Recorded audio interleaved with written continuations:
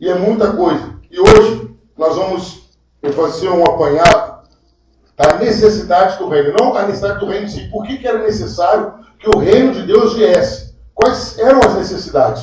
E nós vamos definir algumas coisas. Primeiro, João Batista, como nós já vimos, ele anunciava a aproximação do reino. Só que desde quando João Batista falava da aproximação do reino, o pessoal achava que o reino ainda estava longe, como no dia de hoje. Você falou, Jesus está voltando, a pessoa está achando, está longe, tem muito tempo para me arrepender, tem muito tempo para me acertar. Não, Jesus está voltando. Isso aí a Bíblia diz que é num piscar de olhos. É como o relâmpago que sai do ocidente, se move no ocidente, rápido. Então Jesus está voltando. E Jesus, após o batismo, ele falava, chegou o reino. Vamos ver esses textos? Marcos 1, 14, 15, pastora. Mateus 4, 23, presbítero. Lucas 4, 18, a ministra. Diaconisa, Lucas 4, 19. Virgínia, Lucas 4, 20. E Gabriele, Lucas 4, 21. Vamos lá? João Batista falava que o reino estava próximo. Jesus falou, o reino está aqui. Que era ele. Pode ler. Marcos 1, 14, 15. Depois de João ter sido preso, foi Jesus para a Galiléia pregando o evangelho de Deus, dizendo, o tempo está cumprido e o reino de Deus está próximo. Arrependei-vos e crede no evangelho. E percorria Jesus toda a Galiléia, ensinando nas suas sinagogas, e pregando o evangelho do reino, e curando todas as enfermidades e moléstias entre o povo. Aí, só um pouquinho. O que já dá para entender que era o reino de Deus? Cura, libertação e palavra. Já dá para entender isso. O reino de Deus era isso. Era o cumprimento da palavra de Deus e o poder de Deus se instalando na terra. Quando Jesus chega e fala, o reino está aqui. Quer dizer, a autoridade e o poder do reino já está entre nós. Lucas 4, de 18 a 21. O Espírito do Senhor está sobre mim, porque me ungiu. Enviou-me para evangelizar os pobres, para curar os quebrantados de coração, para apregoar a liberdade aos cativos e dar vista aos cegos, para pôr em liberdade os oprimidos, para anunciar o ano agradável do Senhor. E, cerrando o livro, e tornou a dar ao ministro, assentou-se, e os olhos de todos da sinagoga estavam fitos nele. Então começou a dizer, hoje se cumpriu essa escritura em vossos ouvidos. Você leu de 18 a 21, né? Tá bom, amém. Então, queridos, Jesus lê a profecia e fala, hoje é o ano aceitável, eu cheguei. Quando Jesus fala que era o ano aceitável, não era das pessoas em relação ao reino, era de Deus em relação a nós. Era aceitável a gente diante de Deus. O reino chegou e agora a oportunidade está aberta a todos. Agora, queridos, o reino tem duas visões. É um dualismo escatológico. Quer dizer, duas visões das últimas coisas. Escatologia é o estudo das últimas coisas. Vamos ver lá. Diaconisa Nádia, vamos lá.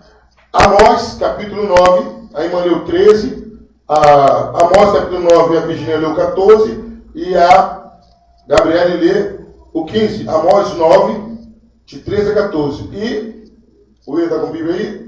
Não, Lélia está sem óculos, Diácono sem óculos, Evangelista Erivelto, Isaías 65, 17.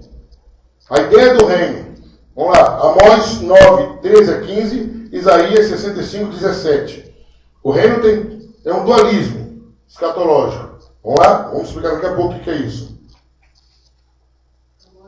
9, Emanuel 13, Virgínia 14, Gabriele 15. Pode ler Isaías 65, 17. Pois eis que eu crio um novo céu e nova terra, e não haverá lembrança das coisas passadas, nem mais se recordarão. Então está falando que o reino seria a criação do quê? Do novo céu e uma nova terra. Era uma visão que futura, que destruiria o velho e construiria o novo. Agora Amós 9, 13 a 15.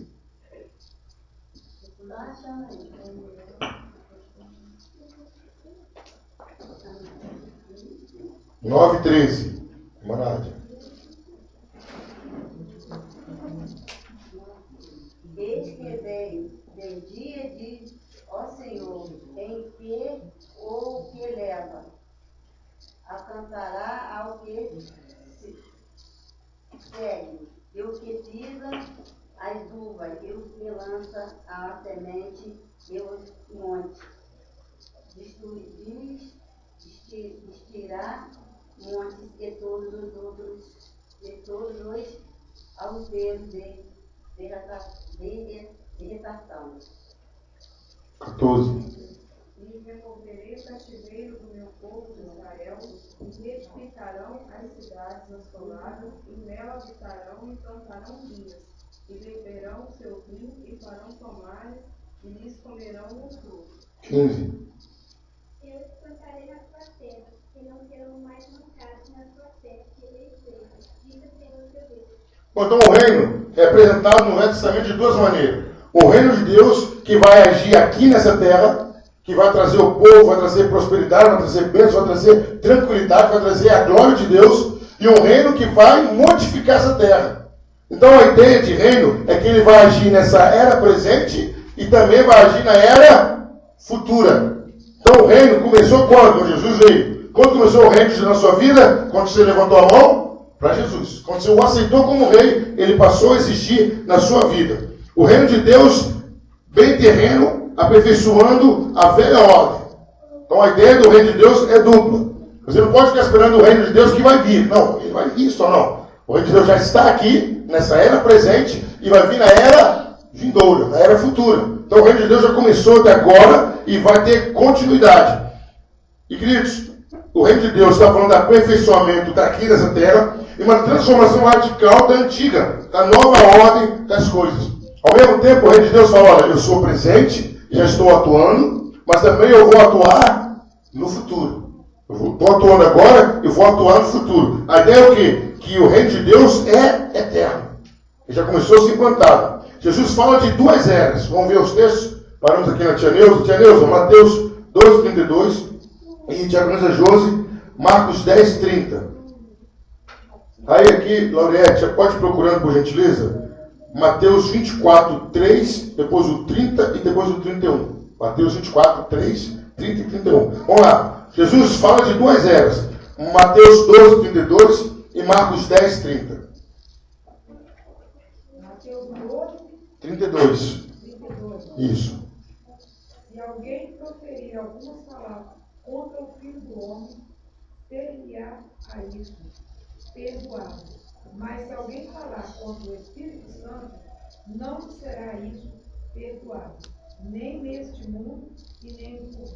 Olha o que Jesus está falando. Não vai ter perdão nem neste mundo e nem no porvir. Então Jesus está dando a ideia que tem duas eras do reino. Uma era que ele está agindo aqui na terra, o reino de Deus, e uma era que ele vai agir no futuro. Então Jesus passa a ideia que o reino é possuído de duas eras, de duas etapas, do presente século e do futuro. Marcos 10:30. Que não receba já no presente o centro de casa, irmão, mãe, filho, tanto com perseguições, e no mundo por vir a vida eterna. Então, esse é um diálogo de Jesus com Pedro. Pedro fala, e nós deixamos tudo por tua causa. Jesus fala, receberá 100 vezes mais nesta era, 100 vezes mais irmãos, pai, mãe, campos, com perseguição. Ninguém lembra dessa parte, né? Só fala que é 100 vezes mais. Então, Jesus fala, vai receber 100 vezes mais, mas com perseguição nesta era e a vida eterna no futuro. Então, mais uma vez, Jesus mostra o reino é constituído de duas etapas. Ele está nessa era presente e vai vir também no futuro. Há dois sinais para a transição dessas eras. Nós estamos no reino de Deus, sim ou não? Sim, na era presente. Então, eu já estou no reino de Deus, já estou vivendo, você está vivendo no reino de Deus na era presente. Mas tem duas transições que vão mudar isso. O que vai mudar a era presente para a era futura? Primeiro, a ressurreição de todos para a vida eterna. E o grande acontecimento que é o juízo final. Quando tem o juízo final, essa era presente vai acabar. Vamos definir o que é essa era presente para a vida? Vamos definir? A era presente é da criação do Éden até a vinda de Jesus Cristo, a segunda vinda de Jesus. Então, qual é a era presente para Jesus, queridos? Da criação do Éden até segunda vinda de Jesus. Segunda vinda de Jesus. Isso é a era presente. Isso tudo é era presente. O reino interviu no meio, entrou aí e foi colocado o reino em nossas vidas. O que é a era futura? Após a vinda de Jesus. Então são duas eras. Jesus fala, vamos ver? Mateus 24, 3, o 30 e 31. Aí, evangelista, lê para mim. Mateus 13, 39 e 40 e a Amélia lê Mateus 13, 49. Aí, começando deu nisso, então não procura para mim os demais. Mateus 13, de 36 a 43. 36 a 43. Então vamos lá. A transição de eras. Mateus 24, 3, 30 e 31. Pode ler, por gentileza. Estando assentado no Monte das Oliveiras, chegando-se a ele os seus discípulos em particular, dizendo, dize-nos, quando serão essas coisas? E que sinal haverá de tua vinda e do fim do mundo? Então aí eles se perguntam, quando é isso? Quando é que vai acabar o mundo? Eles estavam falando com eles sobre isso, eles estavam curiosos. Quais são os sinais? Agora 30 e 31. Então aparecerá no céu o sinal do Filho do Homem, e todas as tribos da terra se lamentarão, e verão o Filho do Homem, vindo sobre as nuvens do céu, com poder e grande glória. E ele enviará os seus anjos com nítido clamor de trombeta. Os pais ajuntarão os seus assolados desde os quatro ventos, de uma a outra extremidade dos céus. Queridos, olha que coisa maravilhosa. Quando vai acabar essa era? Quando Deus mandar os anjos, ele vai descer com os anjos. Os anjos vão tocar a trombeta. Aonde quer que tenha um cristão, vai sair de lá para se encontrar com Jesus. O cristão foi queimado vivo. Deus vai fazer um milagre, restaurar o corpo dele, ele vai encontrar com Jesus. O cristão está lá debaixo da terra adorando a Deus, ele vai lá buscar. Então, o grande acontecimento final dessa era que nós estamos é a vinda de Jesus Cristo. Com toda a banca, com todo o poder, arcanjos, milícias, Gabriel, Miguel, vai vir uma comitiva do céu, e quem já tiver morrido já vai estar lá, vai descer com ele. E nós que estamos aqui, é a hora que vai tocar a trombeta, aí diz aquele texto, um será levado, o outro será deixado. Aí, meu amigo, o pessoal tem que orar para não ter muito cristão dirigindo ônibus, né? Porque se tiver, vai ser um Deus nos acuda. Aonde tiver um cristão, a trombeta tocou, acabou. Ele vai sumir dali e vai se encontrar com Deus no reino dos céus. Certo? Vamos lá, então. As palavras do reino fala sobre o fim dessa era. Mateus 13, 39 e 40. Depois 49. O inimigo que... Não, 13, 39 é lá. Quer dizer, 13, 36. 39 e 40. O inimigo que nos semeou é o diabo, e a ceifa é o fim do mundo, e os ceifeiros são os anjos.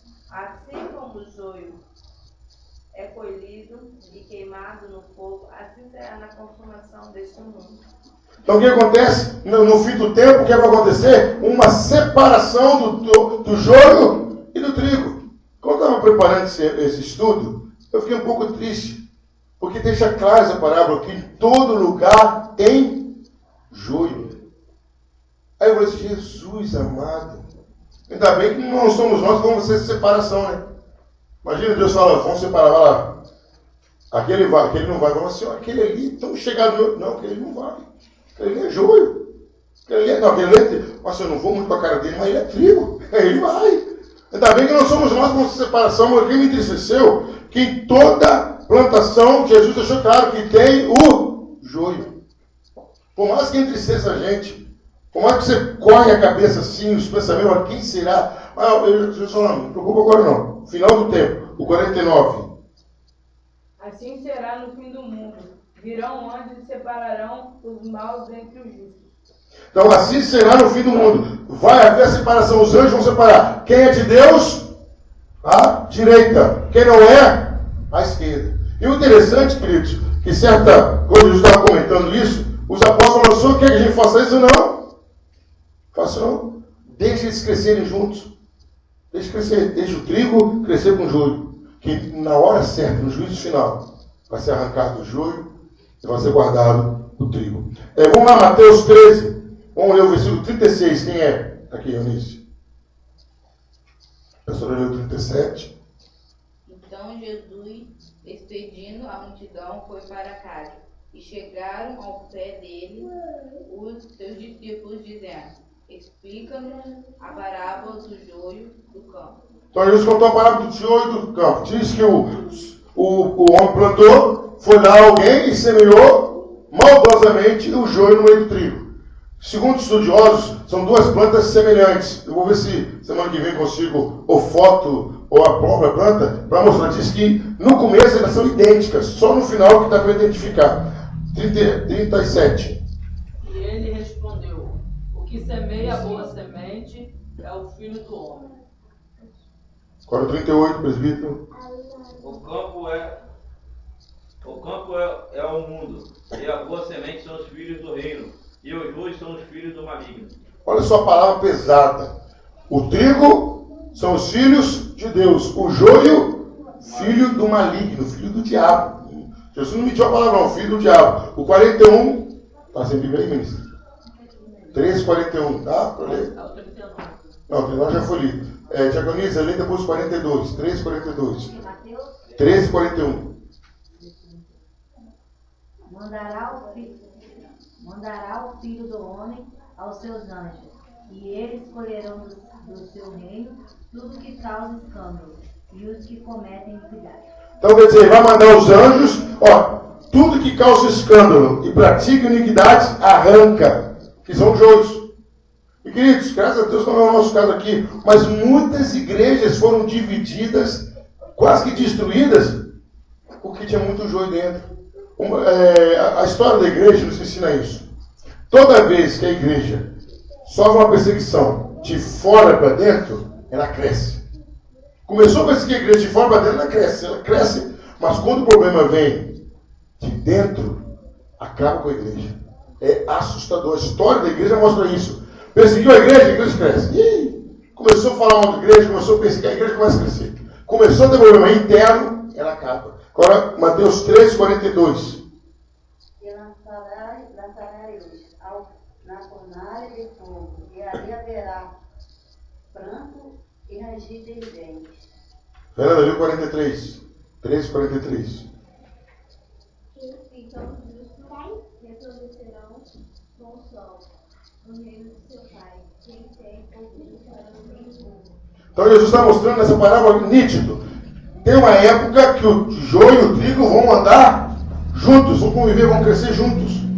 Mas vai chegar um momento em que o joio será arrancado e o trigo conservado e vai florescer. Então o que Jesus está falando aí? São duas épocas distintas, a presente e a futura. Mas é erroneamente pregar sobre o joio hoje, né?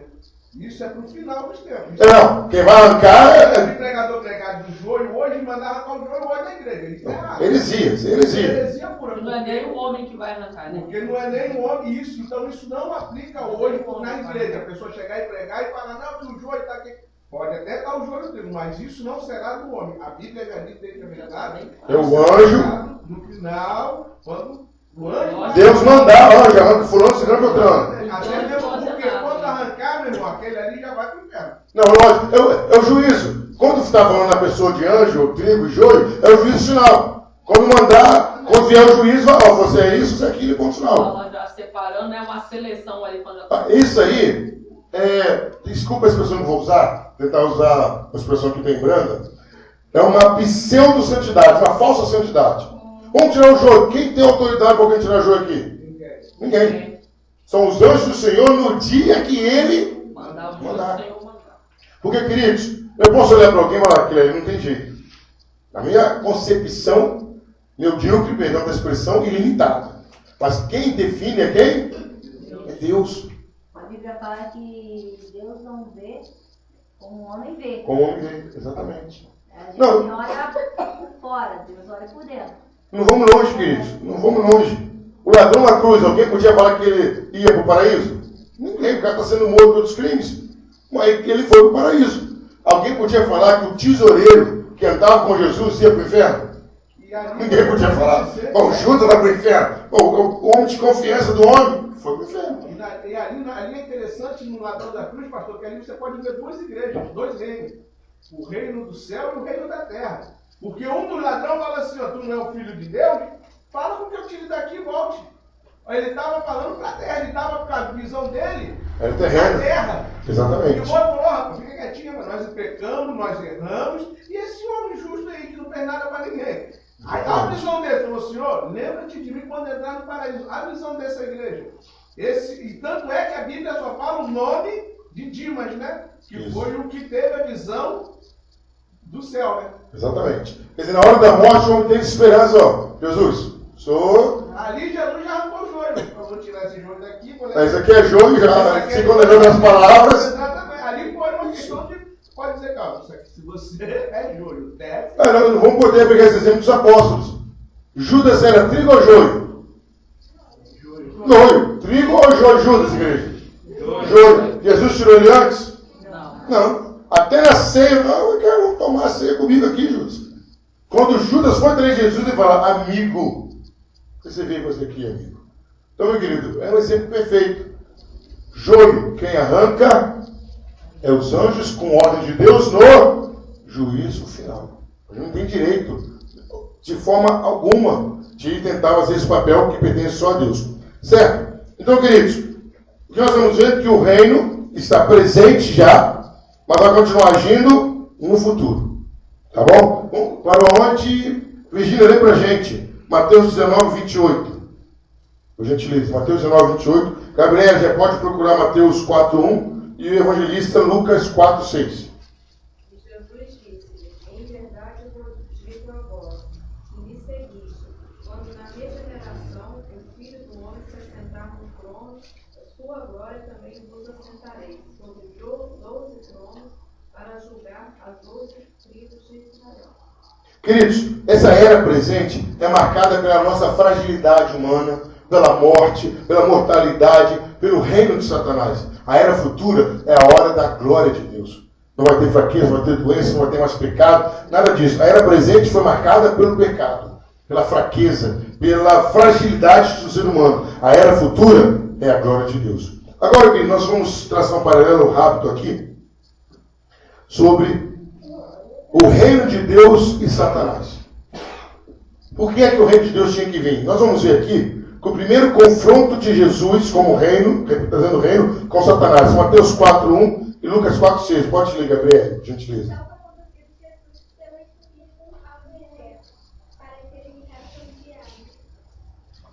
Isso, primeiro confronto, Jesus e Satanás. Satanás já sabia que Jesus estava trazendo o reino de Deus. Satanás já sabia. Queridos, tem muita gente que quer fantasiar a situação. Pelo amor de Deus, Satanás sabia quem era Jesus. Lógico que sabia. Não vamos... pelo amor de Deus, Satanás já estava perseguindo o Messias há muito tempo. Lá no Éden, qual foi a ameaça? Ameaça não, qual foi a promessa de Deus? Você vai ferir o calcanhar dele e ele vai te ferir a cabeça. Aí ele falou, ele quem? A semente da mulher. Tá, ele já começou a perseguição, ele já queria descobrir quem era. Ele já queria descobrir quem era. Alguns estudiosos, eu até concordo com eles, Abel, deve ser Abel. É Moisés. Abraão, não é ciclano, não é espirituano. Quando João Batista começou a anunciar, ele falou assim, agora é ele. Não tem outro. Ele chegou até a se iludir, vamos colocar entre aspas, que seria Davi. Mas eu acredito que Satanás, quando ele começou a acompanhar, que ele acompanha as profecias, ele começa a falar, não, deve ser um super-homem. A descrição que fala no Velho Testamento, até que chegou João Batista, chegou Jesus. Satanás tentou matar Jesus através de Herodes. Lembram disso, igreja? Amém? Tentou matar. Ele falou, não conseguiu. Aí chegou agora o confronto, o primeiro confronto, Lucas 4, 6. Disse-lhe o diabo, dar-te-ei a ti todo este poder e a sua glória, porque a mim me foi entregue e dou a quem quero. Queridos, na tentação, Satanás falou isso com Jesus, e Jesus não contestou. Jesus não bateu de frente, não falou que não era. Porque Satanás tem poder e tem reino no mundo. A Bíblia chama ele de Deus desse século. Satanás tem. Não, o diabo tem gente que fala assim, é só não crer que o diabo não me faz mal. Para com isso. O diabo não precisa de você crer nele para fazer alguma coisa, não. Então, queridos, qual é a ideia? Satanás começou a imitar, quer ver? Parou aonde? Janeu, lê para mim. Aí, Eduardo. Marcos 3, 22. Aí, Janeu, lê. Salmo 82, 1. E Josiele, Daniel 7, 10. Marcos 3, 22. Qual é a ideia que Satanás quer passar para todo mundo e que ele quer imitar? Marcos 3, 22. Os discípulos que haviam descido de Jerusalém diziam: Ele está por Deus, e é pelo maioral dos demônios que expele o Deus. Qual era a visão que o pessoal tinha, que Satanás, como Satanás era na época, eles creem nisso? Imitação de Salmo 82, 1, pode ler, e depois Daniel 7, 10. Salmo 82. Isso, 1. Deus assiste na congregação divina, no meio de Deus, estabeleceu o seu julgamento. Isso, agora Daniel 7, 10.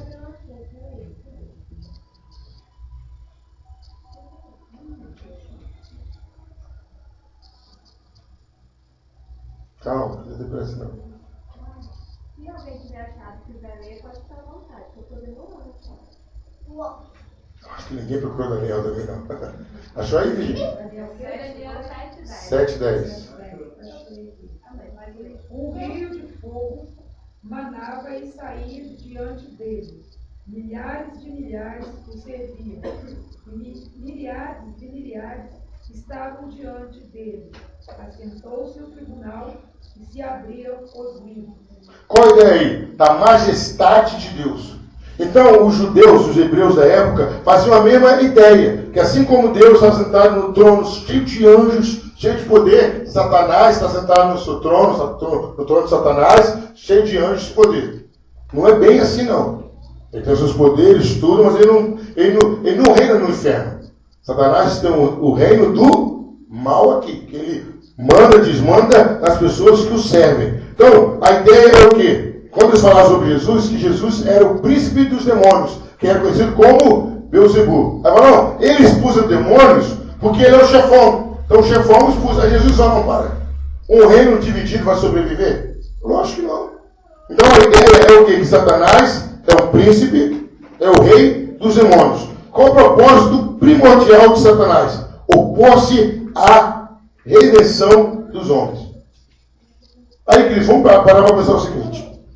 Tem muita gente que quer se exaltar em cima até de uma desgraça. Como o professor fala, o diabo me odeia, o diabo está com raiva de mim. Não. A ideia do diabo não é contra você. O diabo não quer que você alcance a sua salvação. Ele não quer que você seja salvo. Ele não quer que você seja salvo. Não vamos fantasiar, não. O diabo está com ódio de mim. Ele quer me... Para com isso. Ele não quer que você seja salvo. O objetivo dele é esse. Quando derruba um ou outro, que ele está derrubando é estratégico. Bom, se eu derrubar fulano, eu vou abalar a fé de 20. Se eu derrubar ciclano, eu vou abalar a fé de 50. Mas não é que ele tem ódio específico de um. O maior propósito de Satanás é que ninguém seja salvo. Agora, o que ele tiver que fazer para você não ser salvo, ele vai fazer. Se ele tiver que te dar riqueza, ele vai te dar riqueza. Porque o diabo sabe, oh, glória a Deus, que o que Deus tem para você é muito maior do que qualquer riqueza que ele pode te dar. Aleluia. Ele sabe disso. Qualquer prazer que ele pode te dar, ele sabe que Deus te dá mais. Então, eu costumo dizer, isso a Bíblia não diz, mas eu costumo dizer que o diabo é o rei do ilusionismo. Ele quer iludir, ele passa uma ideia daquilo que ele está te dando é tão bom que você não precisa de Deus. É isso que ele está passando a ideia. E o interessante é que ele consegue enganar o seguinte, ele passa a ideia como se fosse uma garrafa de chumbo. Ele escreve lá assim, Coca-Cola gelada. E o cara vai lá, toma chumbinho, pensando que é Coca-Cola, vai tomando, tá morrendo e tá rindo ainda. Eu já vi alguém ir pro inferno triste, ele vai enganado, tá alegre. Pô, eu tô curtindo a vida, nossa, minha vida tá tão boa aqui, quando eu era Cristão passava por prova, agora também. Não bem que nada, ilusionismo. Então, a ideia do diabo é que você não seja salvo. Olha para a pessoa que está do seu lado e fala assim, eu para trás de você, fala assim, fique esperto. Mas fala com autoridade, mas fique esperto. Satanás quer riscar o seu nome do livro da vida. E isso ele faz com a sua atitude. É isso que a gente não fica esperto. A Satanás odeia o pastor Camargo e nada. Na hora que eu virar trapo sem a graça de Deus, ele já vai me deixar para o canto e vai atrás de outro. Amém, igreja? Amém. É isso que ele faz. Aí, tem gente que fala, o diabo tem uma fúria na minha vida, como de qualquer cristão. Ele quer que o cristão perca a salvação. É só isso que ele quer. Certo? A tentação era desviar de Cristo, de ser servo sofredor. Quando o diabo oferece a Jesus, o que ele fala? Tudo isso eu te darei, se prostrares e adorares. A ideia de Satanás era, olha, Jesus, você não tem que passar pela cruz. Eu vou te dar o que você veio buscar. Você não veio colocar o seu reino, eu te dou meu reino. Eu te dou meu reino. Que diabo bom, né? Pô, eu dar um reino para Jesus, que maravilha. Sem Jesus não vai ser nada. E é isso que ele oferece. Abre um parênteses aqui. Jesus, me dá uma palavra certa. Ingênuo. Como é que a gente é ingênuo? Não dá outra palavra. A gente é tão ingênuo que Satanás oferece tanta coisa boa de graça, a gente acredita. O ser humano acredita, tanta coisa boa. Aí tá aí, ó, eu, o presbítero Pablo, evangelista, o William, nesse corpo atlético nosso. Aí vem uma mulher e fala, nossa, você é linda, a gente acredita. A gente acredita, a gente dá um bagaço da laranja inchado. Aí a gente larga no ré para atrás daquela. Para com isso, gente. Aí chega um homem, olha assim, esse menino nessa igreja, e fala, nossa, eu sempre quis ver uma mulher assim, sabe, com celulite, com isso, com aquilo. Para com isso, é conversa fiada. E a gente acredita. O diabo é sagaz. Se pudesse filmar o Satanás lá, ele ia ficar rindo lá. Como que é bobo esse cara? Ele acreditou nisso. E é isso, o diabo, ele tentou a mesma estratégia com Jesus. Ele tentou com Adão e deu certo. O que ele falou com Adão? Você vai ser igual a Deus. Pô, Adão que está aqui negócio. Ser igual a Deus. E é isso que o diabo promete. Ele é o rei do lisonismo. Tá? A ideia sobre o reino de Deus, sobre Satanás. Mateus 12, 29. Para onde? Parou aqui na Lauriette. Mateus 12, 29. Por gentileza.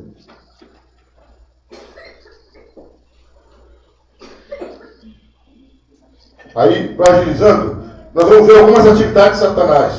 Vônia, evangelista Vônia, Lucas 13, 16. Amélia, Mateus 13, 38. Eunice, Marcos 4, 15. Esther, Marcos 8, 33. Pastora, 22, Lucas 22, 3.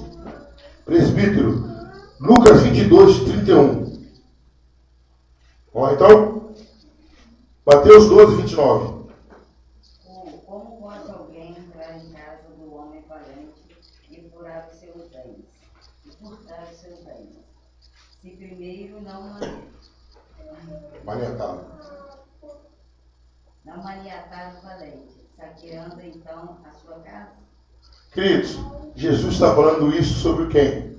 Sobre Satanás. Ele fala, olha, como alguém vai entrar na casa do valente sem antes amarrá-lo e para depois saquear? O que Jesus está falando sobre a ideia de reino. Queridos, o reino de Deus veio para bater de frente com o reino de Satanás. A ideia é essa, não adianta a gente fazer meia palavra. Quando você está evangelizando alguém, você está indo no reino de Satanás e tirando a pessoa.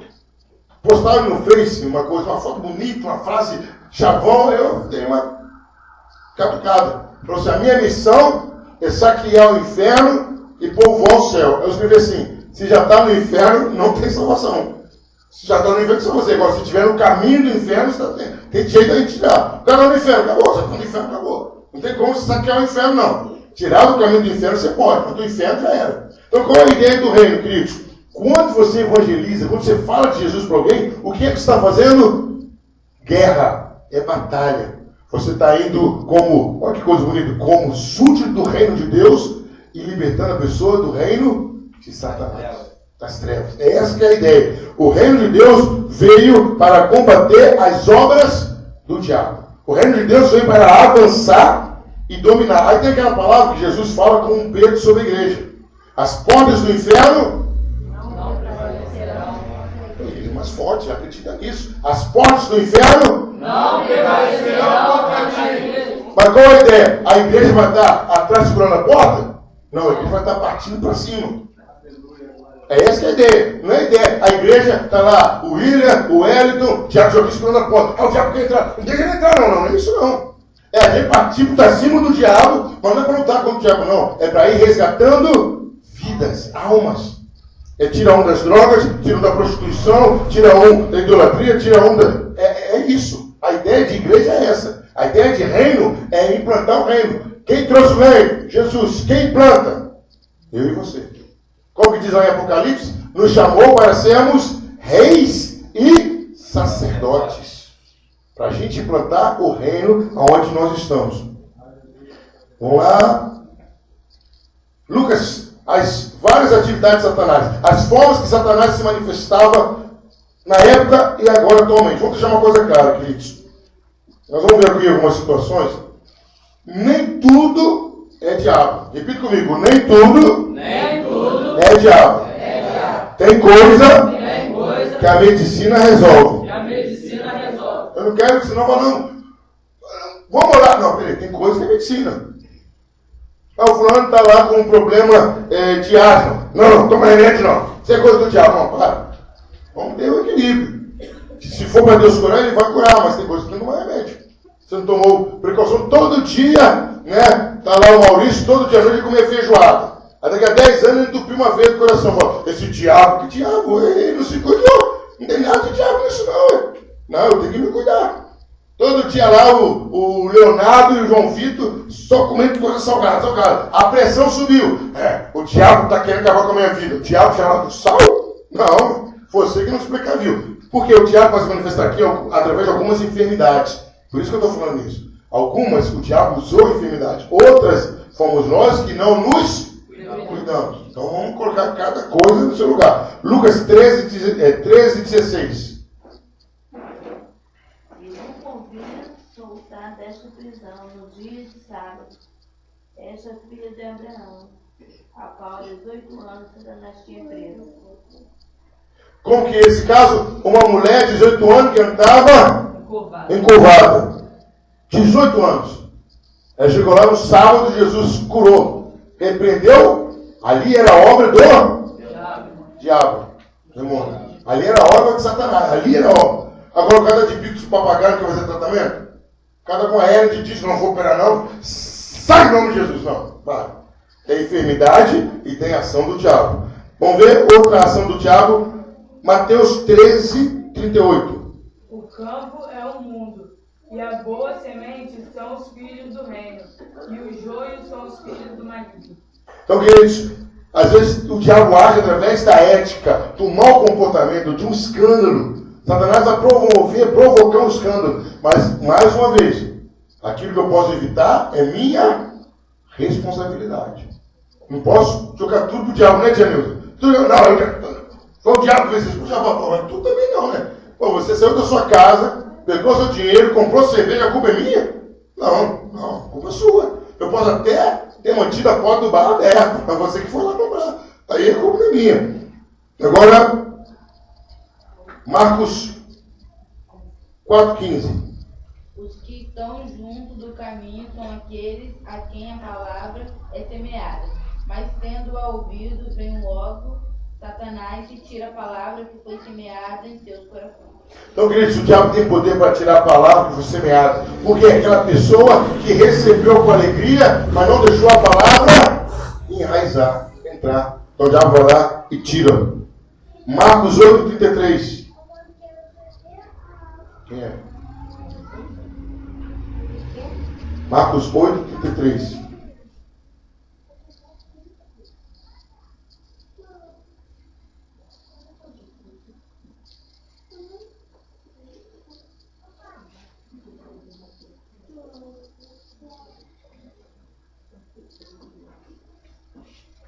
Mas ele, virando-se e olhando para os seus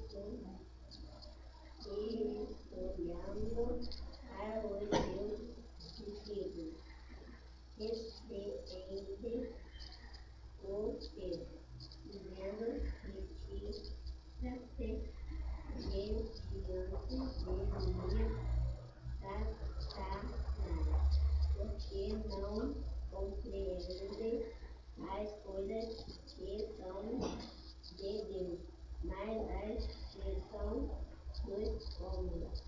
Então, queridos, Pedro chega para Jesus e fala, não, tu não tem que passar por isso não, tem que sofrer não. Jesus fala, repreende-me, Satanás. Você cogita as coisas dos homens e não de Deus. Pedro foi usado por Satanás para tentar tirar Jesus do caminho do sofrimento. Lucas 22, 3. Ora, Satanás entrou em Judas, chamado Iscariotes, que era um dos 12. Queridos, olha só. Jesus passou a noite toda no monte, orando para separar 12. Jesus passou a noite no monte orando para separar 12. Dos 12, um deu uma brecha e Satanás entrou na vida dele. Qual a lição disso? Não é o fato de eu estar perto de Jesus que Satanás não vai estar perto de mim. Eu tenho que ficar atento o tempo todo. Satanás, infelizmente, ele consegue usar quem quer que dê brecha. Então, o irmão da igreja, ele falou alguma coisa que não procede da Bíblia, repreenda. Eu falei, irmão, que isso, irmão? Para em nome de Jesus, isso aí não procede não. Para terminar, Lucas 22, 31. Isso, obrigado. Disse também o Senhor, Simão, eis que Satanás vos pediu para vos cirandar como trigo. Queridos, qual a outra ação do diabo? Nos cirandar, tocar em nós, colocar a nossa fé em xeque. Satanás constantemente pede permissão a Deus para nos colocar numa situação que a gente duvide até do poder de Deus. Satanás pede autorização a Deus para que ele crie uma situação que a gente tire os olhos de Deus e comece a olhar para o problema. Aí a gente corre o risco de cair, de vacilar.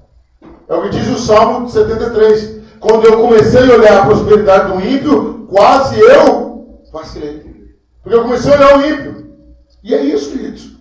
Pode observar. Você está a pé, está de ônibus, aí passa um carro de molha, daqui a pouco passa um playboyzinho com um carrão, você fala, Jesus, ele tem ou não tem? Deus fala, qual é o problema? Você vai para o céu, ele não vai. Mas aí é Satanás que quer criar essa situação. E geralmente, ele aproveita dos momentos de dificuldade que a pessoa está passando para lançar questionamentos na mente. Exatamente. De prova, de dificuldade, ele começa a levantar questões e até mesmo para colocar a nossa fé, a nossa salvação. Será que vale a pena do jeito que você está? Olha como é que está a sua vida, olha isso, olha aquilo. Começa a... No dia que você está comendo aquele mexidão, né? Aí o vizinho vai fazer um churrasco. Jeová, estou comendo mexidão com cheiro de churrasco. Mas é exatamente o que a pastora falou. O diabo, ele pede permissão a Deus para quê? Criar situações onde a sua fé não é suficiente para te erguer. Aí Deus já conhece como você é. Não, deixa quieto. Eu sei se você investir nele, você vai levá-lo. Não, deixa quietinho aí. Mas deixa. Não, vai não. Jesus fala, não deixa não, pai. Isso aí está na corda bamba. Isso aí é uma fortaleza até que toca nesse ponto. Quando toca nesse ponto. Então, queridos, o reino de Deus. Por que o reino de Deus tinha que vir? Para libertar os homens do poder do reino das trevas. Eu quero terminar o estudo assim. Você tem que ter isso na sua mente. Você é o agente de libertação das almas. Quando você faz uma visita a um não crente, a um desviado, você está indo lá para resgatar a pessoa. E quando você não faz isso, o reino das trevas está crescendo. Então quem para o reino da hora, que coisa boa. Quem para o reino das trevas sou eu e você, na presença do Espírito Santo. Amém? Amém. Vamos terminar então o nosso culto. Agradecer a todos que vieram. Que Deus os abençoe